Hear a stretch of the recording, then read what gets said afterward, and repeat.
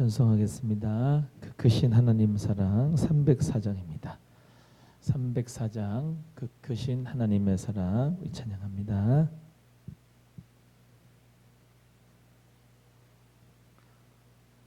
(304장입니다)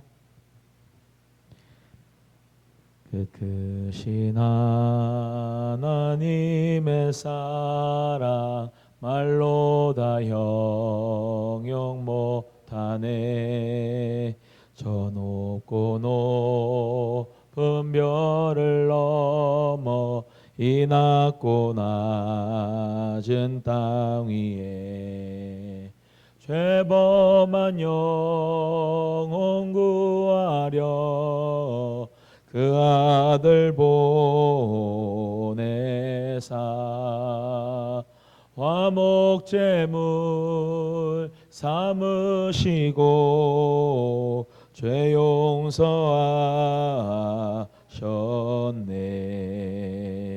하나님 크신 사랑은 증량다 못하네.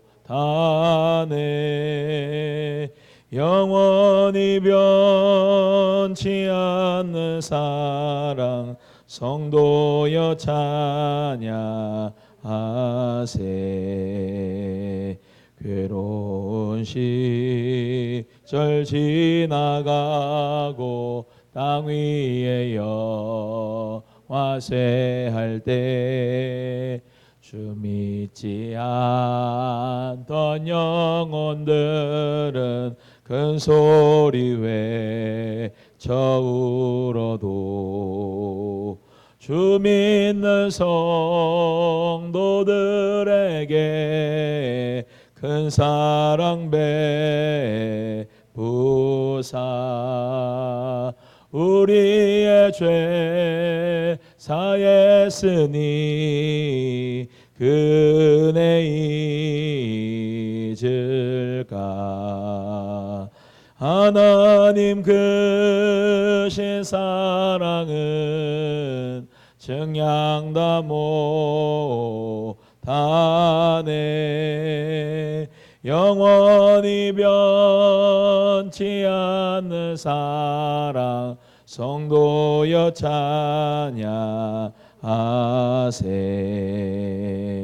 하늘을 두루마리 삼고 바다를 먹물 삼아도 한없는 하나님의 사랑 다 기록할 수 없겠네. 하나님의 크신 사랑 그 어찌 다 쓸까. 저 하늘 높이 쌓아도 채우지 못하리. 하나님 크신 사랑은 증량다 못하네. 영원히 변치 않는 사랑 성도여 찬양하세.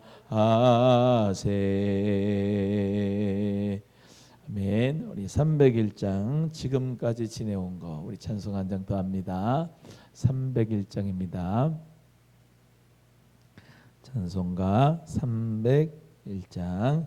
지금까지 지내온 것 주의 크신 은혜라. 한이 없는 주의 사랑 어찌로 말하랴. 자나깨나 주의 손이 항상 살펴주시고 모든 일을 주 안에서 형통하게 하시네.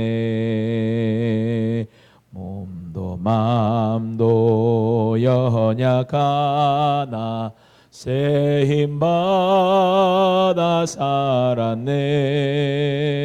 물 붓듯이 부으시는 주의 은혜 족하다.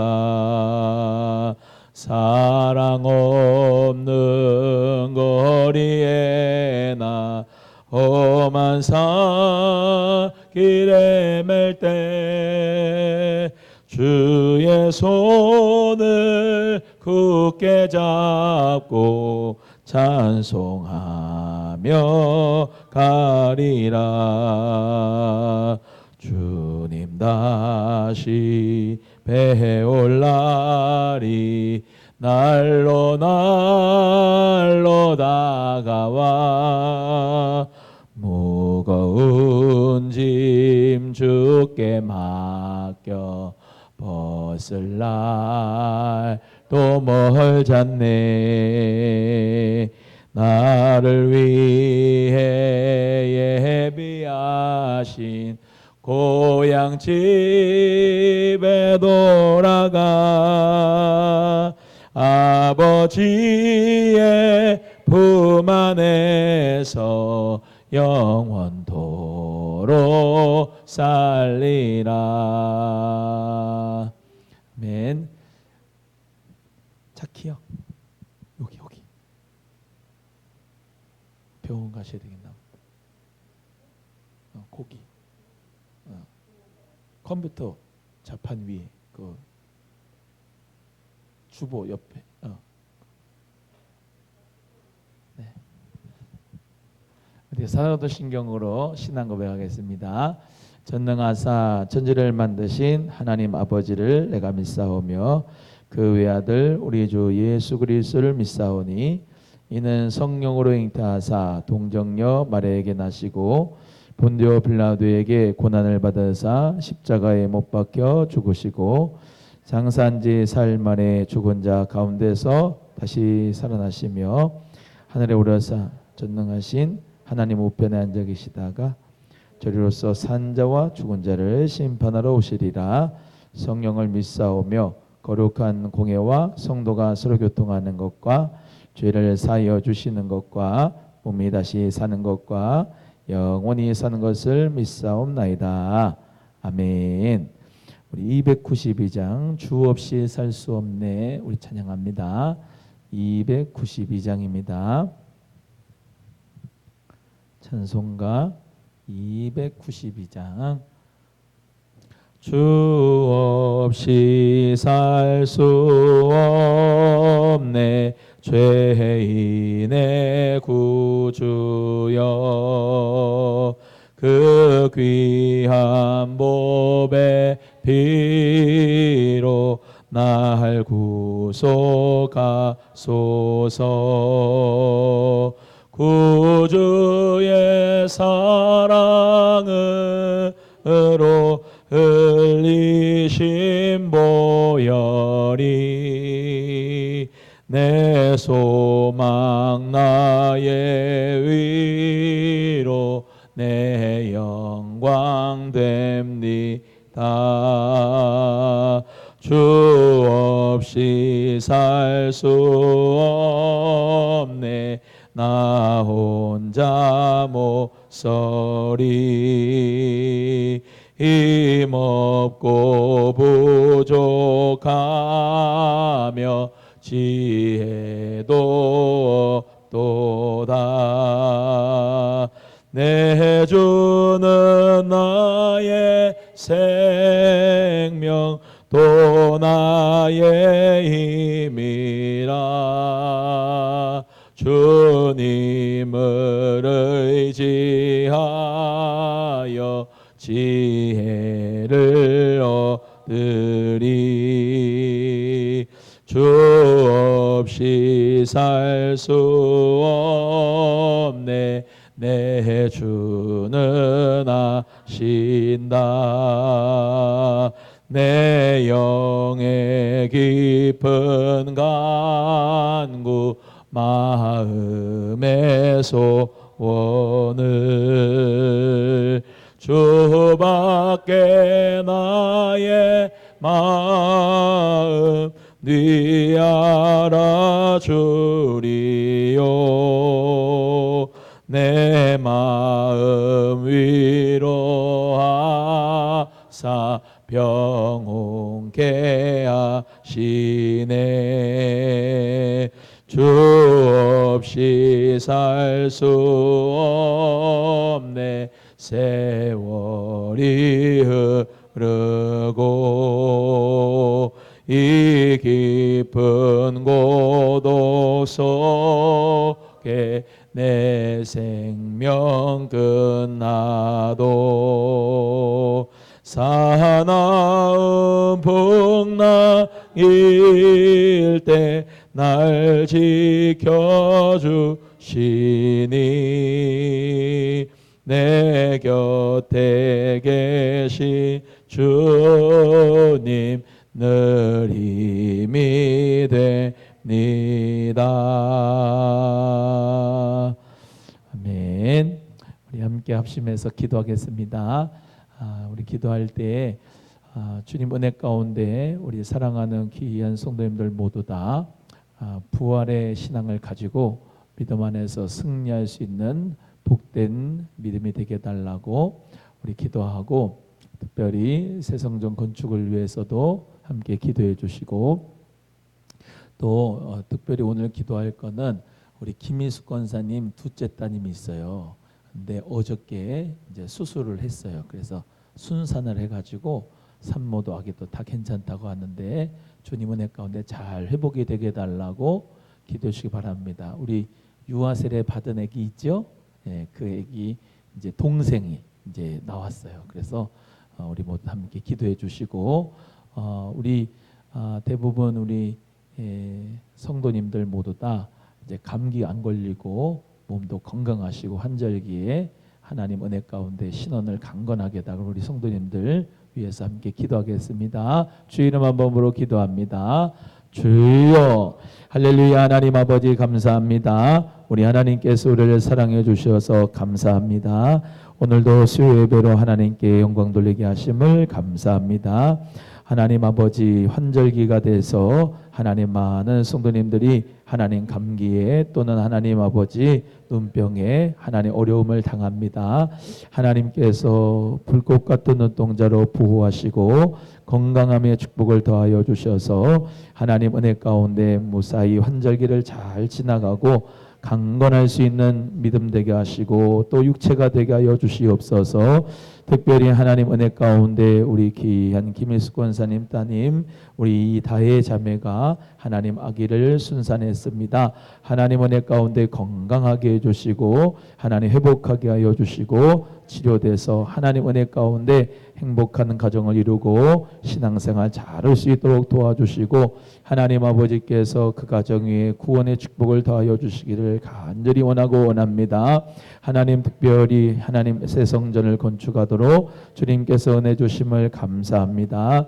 하나님 터를 파고 하나님 옹벽을 치고 기초를 할 때에 하나님 안전하게 주님께서 지켜주시고 모든 과정 가운데 우리 하나님께서 함께 하셔서 물 가운데로 걸어가도 물이 너를 침몰치 않으며 불 가운데로 걸어가도 불꽃이 너를 사르지 못한다고 하신 말씀대로 하나님 은혜와 긍휼을 베풀어 주시고 우리 사랑하는 성도님들 모두 다 주님 안에서 예수님 믿고 부활의 신앙을 가지고 산소망을 가지고 살아가는 복된 역사 있도록 축복하여 주옵소서. 하나님 아버지 수요 예배로 하나님 모이게 하심을 감사합니다. 함께 모여 성경을 탐구하고 말씀을 배워나갈 때마다 하나님 아는 지식과 지혜가 열어지게 하시고 예수님을 더 알아서 더욱더 믿음 잘 지키고 많은 사람들에게 하나님 아버지 선한 영향력을 미칠 수 있는 복된 믿음의 성도님들 되게 하여 주시옵시기를 예수 그리스도의 이름으로 기도드립니다. 아멘. 우리 하나님 말씀은 창세기입니다. 창세기 12장 우리 10절에서 20절까지 말씀 받겠습니다. 창세기 12장 10절에서 20절입니다.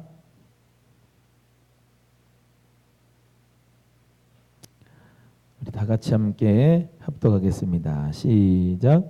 그 땅에 기근이 들었으므로 아브라함이 애굽에 거류하려고 그네로 내려갔으니 이는 그 땅에 기근이 심하였음이라. 그가 애굽에 가까이 이르렀을 때에 그의 아내 사레에게 말하되 내가 알기에 그대는 아리따운 여인이라.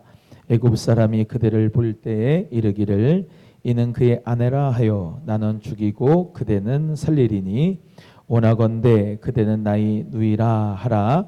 그러면 내가 그대로 말미암아 안전하고 내 목숨이 그대로 말미암아 보존되리라 하니라. 아브라함이 애굽에 이르렀을 때에 애굽 사람들이 그 여인이 심히 아름다움을 보았고 바로의 고관들도 그를 보고 바로 앞에서 칭찬하므로 그 여인을 바로의 궁으로 이끌어 들인지라. 이에 바로가 그로 말미암아 아브라함을 후대함으로 아브라함이 양과 소와 노비와 암수 나귀와 낙타를 얻었더라. 여호와께서 아브라함의 아내 사레의 일로 바로와 그 집에 큰 재앙을 내리신지라. 바로가 아브라함을 불러서 이르되 내가 어찌하여 나에게 이렇게 행하였느냐? 내가 어찌하여 그를 내 아내라고 내게 말하지 아니하였느냐? 내가 어찌 그를 누이라 하여 내가 그를 데려다가 아내를 삼게 하였느냐? 내 아내가 여기 있으니 이제 데려가라 하고 바로가 사람들에게 그의 일을 명하매 그들이 그와 함께 그의 아내와 그의 모든 소유를 보내었더라. 아멘. 하나님 아버지 감사합니다. 오늘도 수요 예배로 우리 성도님들과 함께 모여서 예배하게 하시고 성경을 탐구하고 연구할 수 있도록 은혜 주심을 감사합니다. 하나님의 말씀 성경은 곧 내게 대하여 예수 그리스도에 대하여 증언하는 것이라고 말씀하셨사오니 하나님의 말씀을 배우면서 더욱더 예수님을 닮아가고 예수님을 더욱더 알아가고 예수 그리스도의 제자로서의 모습을 살아갈 수 있도록 믿음 더하여 주옵소서. 감사하며 예수 그리스도의 이름으로 기도드립니다. 아멘. 네, 우리 계속해서 이제 창세기 12장에 나오는 아브라함에 대해서 같이 나누겠습니다. 먼저 복습 한번 하면요, 이제 갈대아 우르에 대해서 우리가 이제 저번 주에 배웠죠. 그래서 갈대아 우르의 데나의 가족이 무슨 장사를 했어요? 우상을 파는 우상 장사를 했는데 거기서 하나님이 불렀죠. 그래서 아브라함을 불러서 이제 복의 근원이 되게 하시려고 하나님께서는 하나님의 나라, 그 하나님의 나라의 그림자로서 히브리 민족을 선택하셨다. 그래서 셈족 속에서 이제 요 아브라함이 믿음의 조상이 됐다 그랬죠.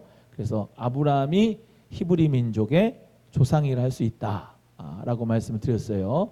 그래서 그 아브라함이 갈대아 우르를 지나서 유브라데 강, 티그리스 강에 있는 요 최상딸 지역이 통과해서 하란으로 갔다. 그래서 하란으로 갔을 때 데라가 205세에서 이제 하란에서 죽었고 아브라함이 75세에서 이제 하란을 떠났다. 그래서 아브라함이 조카 롯을 데리고 이제 가나안 땅으로 가게 됐다. 이렇게 말씀을 드렸습니다. 오늘 본문의 말씀에도 나오지만은 이제 이 땅에 가나안 땅에 기근이 들었다 그랬어요. 먼저 요 뒤에 보겠습니다만 오늘 본문 말씀 앞에요. 12장 6절이에요. 12장 6절에 아브라함이 그 땅을 지나 세겜 땅 모래 상수리 나무에 이르니 그때 가나안 사람이 그 땅에 거주하였더라 그랬죠. 12장 6절에요. 그래서 그 세겜이라는 곳이 이제 여기 3번 여기서 이제 첫 단을 쌓았다는 거예요. 하나님의 이름 여호와의 이름을 부르고 이제 여기서 하나님 앞에 제단을 쌓았다. 하는 것이죠. 그래서 우리는 지금 이렇게 하나님 앞에 예배를 드리잖아요, 그죠? 하나님 앞에 예배를 드리는데 아브라함은 그때는 엄청나게 고대예요, 고대. 고대니까 어떤 그 야훼라고 하는 신 하나님에게 예배를 드린다고 하는 표현이 바로 이제 단을 쌓는 거죠. 첫 단을 쌓았다. 그래서 지금은 신약에서 단을 쌓는다 그러면 안 돼요. 하나님 앞에 예배한다. 이게 맞는 표현이에요. 할렐루야. 그래서 무슨 제단을 쌓는다 그런 얘기 들어보셨어요? 제단을 쌓는다 집에서 죄송합니다. 이제 어떤 여자 목사님들이나 여자 전도사님들이나 이제 교회를 집에서 개척해가지고 거기서 기도를 하면서 우리가 제단을 쌓는다라고 하는 표현을 이제 할 때가 있어요. 그 제단을 쌓는다는 표현은 구약의 표현이고 좀 지금의 신약에 와서의 표현은 좀 맞지 않아요. 예배를 한다. 예배를 본다. 이것도 잘못된 표현이에요. 예배를 본다는 건 예배를 구경하는 게 아니잖아요. 예배는 대상이 있고 그 예배를 올리는데 삼위일체 하나님에게 성부, 성자, 성령 하나님께 예배를 하는 거예요. 드리는 거. 그래서 예배를 하다라고 하는 표현이 제일 맞고 예배를 드리다라고 하는 표현도 이제 맞고 예배를 본다라고 하는 거는 틀린 표현이에요. 그래서 예배는 구경하는 게 아니에요. 내가 예배를 하는 거고 하나님 앞에 예배를 하는 거죠. 그래서 이제 제단을 쌓았는데 아브라함이 세겜에서 제단을 쌓았다. 사실 이 세겜이라고 하는 지역이 참 중요한데요. 나중에 하겠지만 세겜이라고 하는 동네죠. 세겜이라고 하는 동네, 그 세겜이라는 동네는 아브라함이 첫 단을 쌓아서 그랬는지 몰라도 거기에서 이제 단을 쌓는 일이 많이 있었고요. 하나님 앞에. 그리고 이제 우리가 잘 아는 요한복음 4장에 나오는 사마리아의 수가성 여인이 있어요. 사마리아의 수가라고 하는 시카라고 하는 이제 동네인데 거기가 세겜하고 이제 거리가 멀지 않아요. 그래서 쉽게 표현을 할 때 수가성이 세겜이다 이렇게 표현할 때가 이제 있는데요. 그때 예배의 정의를 말씀하셨어요. 예배의 정의를. 무슨 예배의 정의를 말씀하셨을까요? 요한복음 4장 우리가 잘 알죠. 하나님은 영이시니 예배하는 자가 영과 진리로 예배할지니라. 이 말씀이 여기서 나왔죠. 이 수가성 여인하고 예수님이 대화하는 가운데. 그렇죠? 그래서 거기 수가성 여인이 이제 이거 다 하려면 좀 시간이 많이 걸리지만 수가성 여인이 이제 물을 길르러 왔잖아요. 물을 길르러 왔을 때 예수님이 잠시 행로에 피곤하셔서 잠깐 쉬셨는데 물 떠오른 여인하고 대화를 하잖아요. 그 수가성 여인하고 그 수가성 사마리아 여인하고 대화했을 때 뭐예요? 예수님이 내가 메시아다라고 말씀하셨고요. 또 예배의 정의에 대해서도 말씀하셨고요. 그리고 그 사마리아 이제 수가성 여인이 와 보라. 사마리아 동네에 들어가서 커맨시 해가지고 그 사마리아 동네가 구원받은 역사가 있게 된 거죠. 그래서 이 세겜이 바로 어떤 예배, 그 예배의 도시라고 할 수가 있어요. 그래서 여기 세겜에서 첫 단을 쌓았다. 상수리 나무는 이제 상수리 나무가 구약에서 좀 계속 나오는데 나무 중에서도 유대인의 심볼리즘에서는 여러 가지의 나무가 나오고 그 나무에 대한 상징이 많이 나와요. 포도나무는 대부분 기쁨이라고 하는 뜻이고 감람나무, 올리브나무는 다산과 번성에 대한 상징이고 또 종려나무 같은 경우는 부활과 승리를 상징하는 나무고 상수리 나무 같은 경우는 이제 계속 푸르르니까 쉽게 말하면 아주 변치 않는 믿음 그런 걸 이제 얘기할 때 상수리 나무라는 이제 상징을 많이 사용을 해요. 어찌 됐건 이제 그런 비유를 막 파고 들어가면은 이단 된다. 그냥 나무는 나무일 뿐이에요.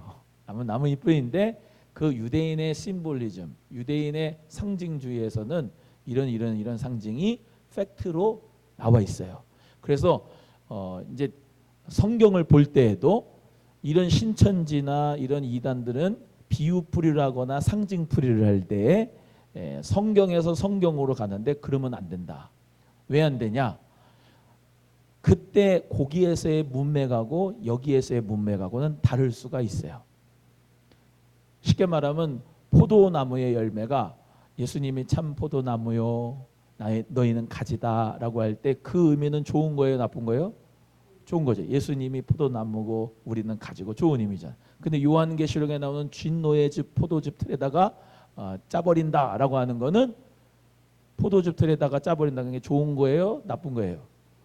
안 좋은 거죠. 진노가 그만큼 피가 엄청나게 찬다라고 하는 그런 의미잖아요. 그러니까 포도나무 포도 열매를 똑같이 풀면 되겠어요, 안 되겠어요? 안 되죠. 그 성경의 문맥에 따라서 말해야 되는데 이 신천지 이만희는 이 신천지 같은 비유풀이는 어떻게 되냐면 여기에서의 예를 들면 가지다 그러면 여기서도 가지 의미가 똑같아. 이해가 되시죠? 그러니까 어떻게 되냐면 이런 현상이 나와. 사과는 맛있어. 맛있으면 바나나. 바나나는 길어. 기름은 기차. 했는데 사과 이꼴 저기에서 기차. 이렇게 되는 거예요. 이해가 되세요? 아니 이해가 안 되시나? 이꼴이라고 하는 표현이 사과는 맛있어. 맛있으면 바나나. 맛있으면 바나나, 바나나면 길어, 기름은 기차. 이렇게 해가지고 사과가 기차가 된다고요. 그러니까 창세기 1장 1절에 있는 이 예를 들면 이제 예를 들어 볼게요. 예를 들면 이제 사과야. 사과인데 저기 요한계시록에 사과야. 그게 똑같은 의미가 아닐 수 있단 말이에요. 성경의 해석상에서 그 문맥에 따라 가지고 다르다 이 말이죠. 이해가 되시겠죠? 예. 흰말이라고 무조건 다 백마, 흰말 탄자, 백말 탄자 다 좋은 거예요? 아니에요. 어떨 때는 흰말 탄자가 이기려고 한다라고 할 때 그건 적그리스도를 의미하는데 그걸 어린 양이 예수로 풀면 안 되잖아요. 근데 그 성경 해석상에서 어떤 사람이 성경을 해석해 주느냐에 따라서 제대로 된 신학을 공부하고 예수 그리스도 중심적 기독론적인 말씀에 따라 가지고 성경을 이렇게 해석하는 사람이 예수 그리스도를 믿고 구원받는 데 이르게 하는 건데 그 신천지 이만희 같은 사람 이단 사이비 같은 것들의 말을 들으면은 미혹이 되면 어떻게 되느냐면 성경에서 예수가 나오는 게 아니고 이만희가 튀어나온단 말이에요. 재림 예수가 보혜사가. 이해가 되시죠? 그러니까 성경은 한 가지 중심에서 벗어나면 안 돼요. 예수 중심이에요. 할렐루야. 예. 그래서 예수님 중심으로 성경을 풀어야 되고 그리고 또 아무거나 예수님 갖다가 붙여놓으면 안 되는 거예요. 아무거나 예수님이. 이런 사람이 있어요. 옛날에 그 김성수라고 있는 사람인데 그 사람은 스스로 목사인데 스스로 자살해서 죽었거든요. 근데 그게 이단이에요. 유튜브에 많이 돌아다녀요. 근데 이렇게 보여요. 주기도문에 나오는 우리에게 일용할 양식을 주옵시고 라고 하는 거는 육적인 빵 얘기하는 거예요? 영적인 빵 얘기하는 거예요? 육적인 빵 얘기하는 거예요. 우리에게 일용할 양식을 주시옵소서. 그거는 일용할 양식을 주세요 라고 하는 의미로 그냥 팩트를 받아들이면 되는데 그거를 영적인 양식으로 계속 그렇게 해석을 하다 보면 잘못되는 거예요. 뭐냐? 사람은 밥 안 먹고 살 수가 있어요? 없잖아요. 그런 사람들은 뭔 얘기하냐면 무소유 얘기하면서 무소유 얘기하면서 백권사님 저기 김춘자 권사님 아파트 파세요. 소유를 가지고 있으면 안 돼요. 다 하나님 앞에 바치세요. 그래가지고 다 뭐예요? 자기 소유를 없이 만들어버려. 여러분 대한민국은 사유재산을 인정하는 데고 여러분 모두는 다 여러분 개인과 가정이 행복해야 되고 할렐루야. 여러분의 땅 부동산을 여러분께서 정말로 성령의 감동을 원하시면 하나님 앞에 드리는 거지 빼갖고 착취하고 무소유로 얘기해가지고 다 뺏어가지고 자기 신천지 이만희 같은 자기 궁궐 이렇게 만들고 그러면 안 된단 말이에요. 그래서 저 여러분은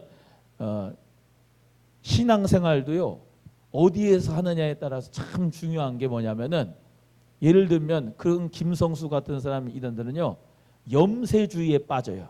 예를 들면 왜 교회 와서 복을 받으라고 하느냐, 물질의 복 얘기하는 거예요. 제가 지금 왜 교회에서 물질의 복을 받으라고 그러냐, 왜 목사님들이 양복 입은 무당들이 돼가지고 그렇게 기도를 해주고 돈을 받아가느냐 그러면서 막 이야기를 해요.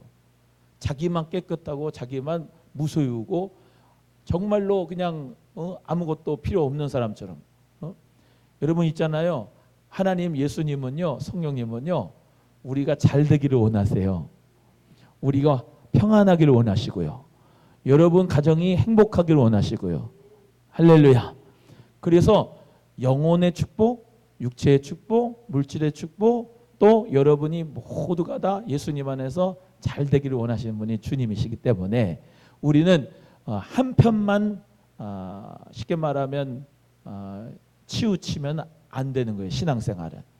또 어떤 분은 기도를 많이 해요. 어떤 분은 기도를 많이 해가지고 기도에 대해서 강조를 많이 해요. 기도만 하면 안 되고요. 말씀도 같이 가야 돼요. 할렐루야. 말씀만 계속 강조하는 분들이 있어요. 방언이나 은사나 기도에 대해서 무시하는 분들이 있어. 그분들도 잘못된 거예요.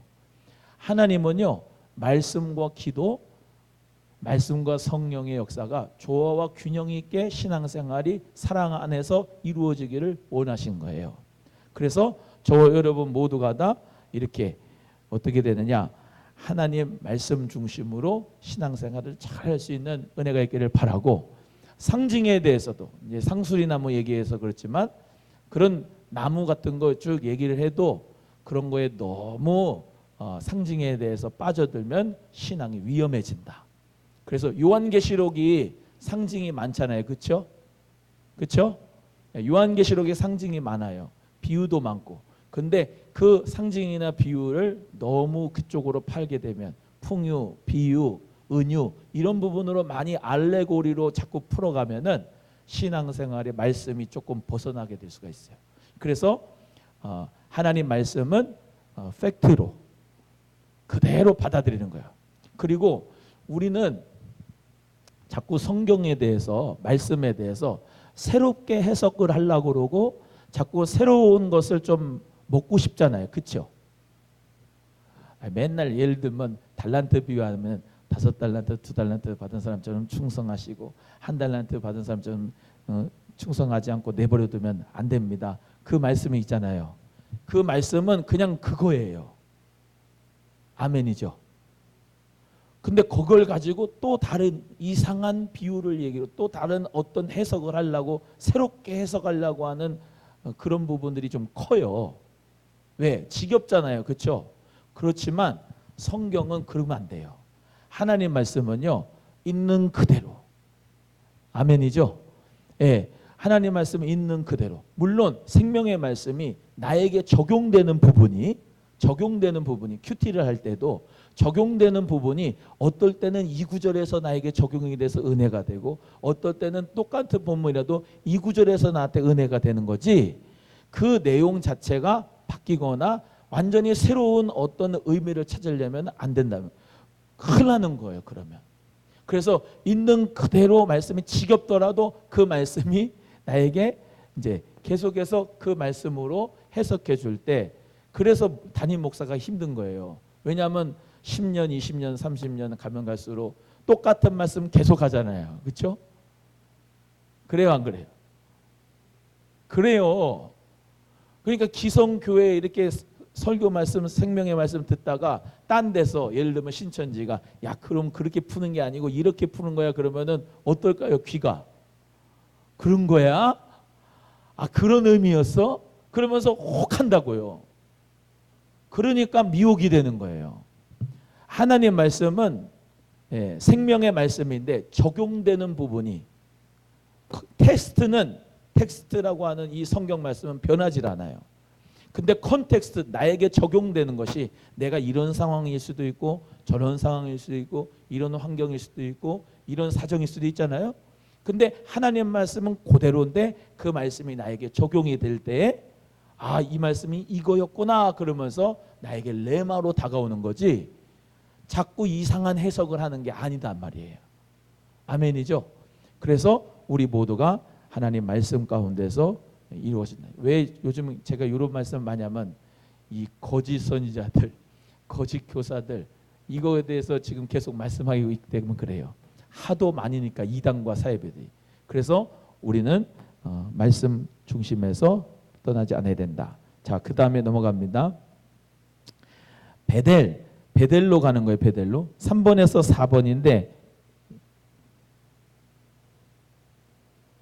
이거를요, 제가 이 아브라함의 여정을 이렇게 만들었거든요. 아브라함의 여정을 이렇게 만들면서 성경을 하나하나 찾아가면서 아주 간단하게 그 아브라함의 여정을 따라서 지금 이제 정리를 한 거예요.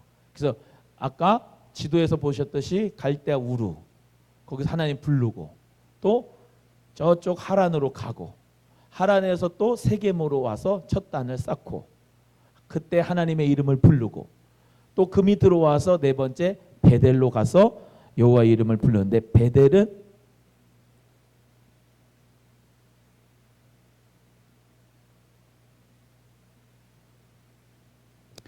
이게 베델인데, 베이트라고 할 때 요게 이제 베이트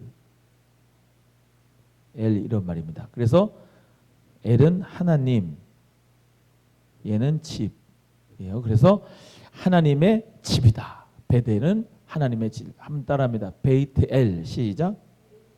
원래 베이트 엘이고 한국말로는 베델, 그렇게 됩니다. 하나님의 집. 여기서 이제 보세요. 12장 8절에서 보시면은 거기서 베델 동쪽 산으로 옮겨 장막을 치니 서쪽 베델이고 동쪽 아이라 그가 그곳에서 여호와께 제단을 쌓고 여호와의 이름을 불렀다라고 하는 것이죠. 그래서 점점 이제 남방으로 내려갑니다. 여기 보세요. 남방으로 내려갔다는 거예요. 남방으로. 그래서 여기가 애굽, 지금 말로는 이집트예요. 요게 나일강이에요. 요게 홍해. 이 파란 게 다 홍해예요. 홍해. 그래서 자, 내려갑니다. 오늘 본문 말씀을 이제 들어가는데, 자, 5번 보시면은 브엘세바 땅에 기근이 들었다 그랬어요. 브엘세바가 이제 여기라고 할 수 있는데, 단에서부터 브엘세바까지 할 때 단이 어디 있냐면 쉽게 말하면 여기에 단이 있어요. 조금 다르지만 단에서부터 여기가 브엘세바. 그럼 이제 저기 북한에 저 위에가 어디일까요? 대충 신의주라고 쳐봐요. 그러면 우리 남쪽 끝은 어딜까요? 우리 원집사님이 살았던 해남이라고 해봐요. 그러면 신의주부터 해남까지라고 하면은 어떤 생각이 들어요? 북에서부터 남쪽까지잖아요. 그게 가나안 땅이란 말이에요. 그래서 단에서부터 브엘세바까지라고 하는 그런 의미는 그 전체의 가나안 땅, 전체의 히브리 민족, 그거를 이제 의미하는데, 여기 제일 남쪽 끝이 바로 브엘세바예요. 남쪽 끝이 브엘세바다. 아시겠죠? 브엘세바의 땅에 기근이 들었다. 그래서 이 가나안 땅에 기근이 들은 거예요. 이제 기근 때문에 아브라함이 어디를 내려갔다고요? 애굽으로 이제 내려가는 거예요. 애굽으로 이렇게 내려갔다. 애굽으로 내려갔다는 거예요. 왜? 애굽은 이 나일강 있죠. 이 나일강이 정기적으로 범람을 해요. 나일강이 정기적으로 범람은 어떻게 되냐면 그 땅이 어떻게 돼요? 물기가 촉촉하니까 그리고 이제 물이 빠지니까 어떻게 해요? 농사질 수 있는 좋은 땅이 되죠. 그래서 어떻게 되냐면 거기에 풍년이 많이 농사가 들어서 풍년이 잘 되는 거예요. 풍년이 들어서 농사가 아주 잘 되는 거예요. 그래서 애굽 문명이 일어나잖아요. 애굽 문명. 나일강에서 애굽 문명이 일어나잖아요. 그래서 애굽 문명, 이집트 문명이 우리가 잘 아는 것처럼 스핑크스, 피라미드 뭐 이런 거 있잖아요. 애굽의 왕이 누구냐면 바로 파라오라고 합니다. 애굽의 왕 명칭을 파라오, 한국말로는 바로라고 하는 거예요. 그래서 이때 바로하고 요셉 때의 바로왕은 같은 사람일까요? 틀린 사람일까요? 다른 사람이죠. 아브라함의 바로왕은 한참 예전에 바로왕이니까 요셉의 바로왕은 완전 다르고, 그죠? 그런데 왕의 칭호를 파라오 바로라고 하는 거예요. 애굽에서는. 그래서 여기 오늘 본문의 말씀에 애굽에 이제 가게 되는데, 애굽에 가게 되니까 이제 뭐라고 얘기를 하냐면은 아브라함이 아내 사레한테 여보 애굽에 가면 당신이 나의 아내라고 얘기하지 말고 나의 누이라고 얘기를 하시오. 그렇게 얘기를 하는 거예요. 누이라고. 그 사라가 이제 우리가 여기 이제 봤어요. 11장 한번 보세요. 11장 31절 31절이에요. 한번 읽어보세요. 시작. 데라가 그 아들 아브람과 하란의 아들인 그의 손자 롯과 그의 며느리 아브람의 아내 사레를 데리고 갈대아인의 우르를 떠나 가나안 땅으로 가고자 하더니 하란에 이르러 거기 거류하였다 그랬죠. 또 11장 29절을 한번 보시겠어요. 11장 29절입니다. 시작. 아브람과 나홀이 장가 들었으니 아브람의 아내 이름은 사레며 나홀의 아내 이름은 밀가니 뭐예요? 하란의 딸이요. 하란은 밀가의 아버지며 또 이스가의 아버지더라 라고 했죠. 그래서 이제 이 사레가 바로 어떻게 해요? 이 아브라함하고 친척간이다 이 말이에요. 이해가 되세요? 예? 누이다 말이에요. 원래 누이라 이 말이에요. 누이. 근데 이때 아브라함의 그때 시대에는 근친 결혼을 했어요. 뭘 했다고요? 근친 결혼. 그래서 지금은 근친 결혼 잘 안 하지만 이때 당시만 해도 근친 결혼을 했어요. 그게 고대 이 아브라함의 시대 때 가족 문화예요. 그래서 보시면 이삭도 누구를 아내로 맞아요? 누구를? 리브가를 아내로 맞는데 그 리브가 어때요? 그것도 리브가도 이제 그 오빠가 있는데 오빠가 이름이 뭐예요? 라반이죠. 라반. 그 야곱이라고 하는 사람이 또 어떻게 해요? 그 삼촌 라반의 집에 가서 그 레아와 라헬을 이제 자기 아내로 취하잖아요. 그 이제 그런 근친 결혼이 이제 그때 당시에 문화였다 이 말이죠. 그 근친 결혼이 좋지가 않아요. 좋지가 않은 게 나중에는 이게 참 생물학적으로 하나님은 그 아내를 맞이하거나 남편을 맞이할 때 아주 나하고 다른 사람을 이렇게 찾아가지고 결혼해가지고 나야 면역력이 좋아진대. 왜냐하면 비슷한 유전자끼리 하면은 비슷한 유전자끼리 하게 되잖아요. 근친 결혼이. 그죠? 비슷한 유전자끼리 하면은 예를 들면 코로나가 왔어. 이상한 바이러스가 왔어. 그러면 면역 체계가 같은 유전자가 비슷하기 때문에 그게 쉽게 말하면 이렇게 방어할 수 있는 능력이 떨어지는 거죠. 어찌 됐건 그때 고대 때는 근친 결혼이 이제 했다.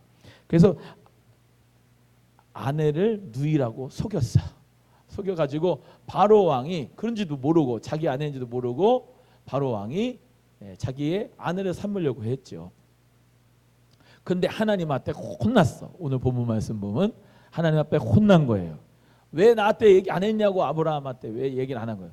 참 아브라함이 지혜로운 건지 어떻게 하여튼간 심히 아리따운 이 사례를 갖다가 자기 누이라고 해가지고 아내를 바로한테 이제 소개를 해줘서 양도 받지요.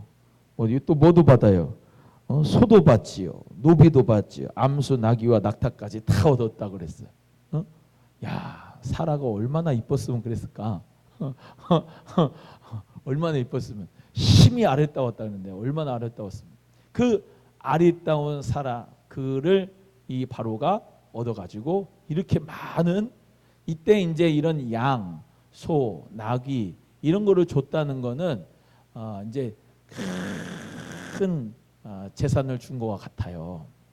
이때 당시만 해도 목축업을 한다 이런 양과 소를 기른다는 것은 그만큼 뭐예요? 가축들이 많다는 것은 먹을 게 또 많고 또 아주 부유하고 그리고 아주 재력이 많다는 것을 의미하잖아요. 그래서 그렇게 이제 쉽게 말하면 축복을 많이 바로를 통해서 받았는데 어떻게 보면 말이죠. 바로가 참 불쌍하기도 하죠. 재산은 다 주고 나중에 뺏겼어. 사라까지 얻어가지고 살라 그랬는데 뺏겼단 말이죠. 그래서 그런 일들이 이제 애굽에서 있었던 일이다. 자, 한번 읽어볼까요? 그래도 여기 한번 읽어보세요. 아브라함이 시작. 아브라함이 목숨을 보존하려고 바로를 속임. 그 다음에 시작. 바로가 많은 가축을 아브라함에게 주며 후대함. 그 다음에 세 번째 시작. 하나님이 바로의 집에 큰 재앙을 내려 사례를 보냈다라고 하는 겁니다. 그래서 이제 여기 애굽에서의 일들이 이렇게 있었다.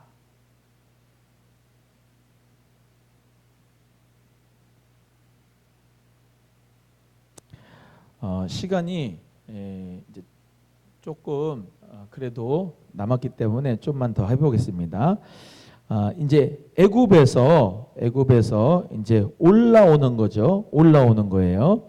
자, 20절에 한번 읽어보겠습니다. 12장 20절 시작. 바로가 사람들에게 그의 일을 명하며 그들이 그와 함께 그의 아내와 그의 모든 소유를 보내었더라. 그래서 가 그래서 올려 보낸 거예요. 그 이제 아브라함은 기근을 당해서 애굽에 내려와 가지고 사실은 복을 엄청 받은 거지. 양, 소, 나귀 해가지고 다 받았지요. 또 거기서 어떻게 해요? 기근도 피했지. 그러니까 아브라함은 이제 이렇게 설명할 수 있죠. 하나님 앞에 믿음이 없이 내려갔어. 하나님이 가나안 땅을 주셔가지고 거기에 있으면 하나님의 축복을 준다는 거기에 있어야 돼. 기근이 와도 거기 있어야 되는데 믿음이 없어서 내려왔어. 브엘세바에서 애굽으로 내려왔는데도 불구하고 하나님의 신실함 보세요. 하나님은 아내까지 누이라고 속인 요 아브라함, 겁 많고 두려움이 많은 아브라함까지도 하나님이 아브라함이 잘나서가 아니라 하나님은 악을 선으로 바꾸신 거야. 그 실수도 하나님이 선으로 바꾸셔갖고 양도 주고 소도 주고 나귀도 주고 할렐루야. 그리고 기근도 피하게 해주고 그리고 그 모든 기근 다 피하고 복을 받은 다음에 올라오게 된 거예요. 히브리 민족의 조상이라고 할 수 있는 아브라함이 어때요? 존경할 부분은 별로 없죠. 그럼에도 불구하고 하나님께서는 약속을 하셨잖아요. 무조건적인 선택으로 하나님이 불강력적인 은혜로 그에게 하나님이 축복하신 거죠. 여러분에게도 그 은혜와 축복이 있는 줄로 믿습니다. 예, 아브라함의 자손이 우리가. 자, 7번. 자, 애굽에서 이제 베델로 올라갑니다. 13장 1절에서 4절을 한번 읽어보시겠어요? 시작. 아브라함이 애굽에서 그와 그의 아내와 모든 소유와 롯과 함께 네겝으로 올라가니 아브라함의 가축과 은과 금이 풍부하였더라. 그가 네겝에서부터 길을 떠나 베델에 이르며 베델과 아이 사이 고천에 장막 쳤던 곳에 이르니 그가 처음으로 제단을 쌓은 곳이라. 그가 거기서 여호와의 이름을 불렀더라. 그러니까 이제 또 생각이 나죠. 네겝으로 이제 올라왔는데, 네겝이라고 하는 건 사막이에요, 사막. 이게 이제 여기가 사막, 뭐 이제 나중에 출애굽할 때 뭐 소개를 할 것 같아요. 수르 광야, 신 광야, 뭐 그런 광야들이 여기 밑에 있어요. 브엘세바 밑에 쪽으로 쫙. 그래가지고 애굽에서 올라갔다, 네겝으로 쪽으로 올라갔다는 거죠. 그래야 가나안 땅으로 들어가는 거예요.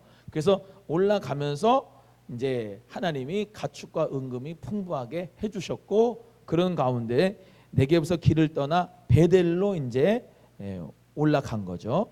베델로 올라가서 베델과 아이 사이, 아까도 베델과 아이 사이, 그렇죠? 거기서 단을 쌓았죠. 첫 단을 쌓았다 그랬잖아요.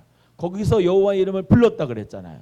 또 내려갔다가 올라와서도 하나님의 이름을, 여호와의 이름을 불렀더라. 우리랑 똑같아요. 우리는 예수 이름으로 불러서, 할렐루야, 하나님 아버지 앞에 예배를 드리잖아요.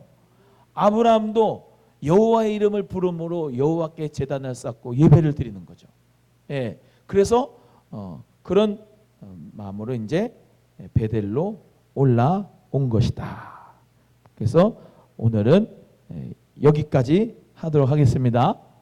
다음 주에는 또 이제 그 뒤에 13장 쭉 하도록 하겠습니다. 재미나요?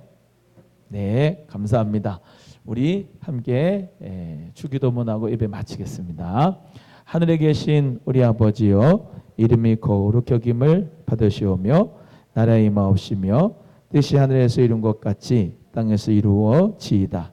오늘날 우리에게 일용할 양식을 주옵시고 우리가 우리에게 죄진 자를 사하여 준 것 같이 우리 죄를 사하여 주옵시고 우리를 시험에 들게 하지 마옵시고 다만 악에서 구옵소서. 나라와 권세와 영광이 아버지께 영원히 있사옵나이다. 아멘. 아버지가